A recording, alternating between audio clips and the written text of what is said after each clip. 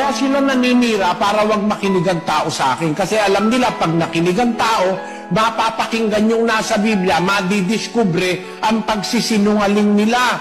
Kagaya nung kanilang hingi ng ikapo. Wala naman sa Ebanghelyo yung ikapo, di naman aral ni Kristo yan. Ang ikapo, batas sa Israel, sa mga saserdote Levita, Hebreo 7:5. Pakibasa, kapatid na Daniel. At katotohanan, ang mga sa anak ni Levi na nagsisitanggap ng katungkulang saserdote ay mayroong utos na kumuha ng 10 bahagi sa bayan ayon sa kautusan, sa makatwiday sa kanilang mga kapatid, bagamat ang mga ito ay nagsilabas sa mga balakang ni Abraham. Yan, yung pagkuha ng ikapo, utos yun sa mga saserdotes Levita. Pero nung dumating si Kristo, pinalitan na yung pagkasaserdote Levita, pinalitan na rin ang utos. 7:12 ng Hebreo.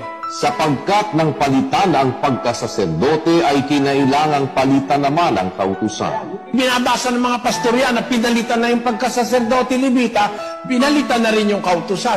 Kaya yung ikapo, hindi na yun ang batas ngayon. Ang batas ngayon, 9:7 na 2 Korinto. Magbigay ang bawat isa ayon sa ipinasya ng kanyang puso, huwag mabigat sa loob o dahil sa pinipili, sapagkat iniibig ng Diyos ang nagbibigay na masaya. Ayan, hindi ikapo yan. Magbibigay ka ayon sa pasya ng puso mo. Yung maligaya ang puso mong ipagkaloob. Yung may pag-ibig. Sapagkat iniibig ng Diyos ang nagbibigay na masaya. So hindi sa pilitan yan. Walang pirming presyo.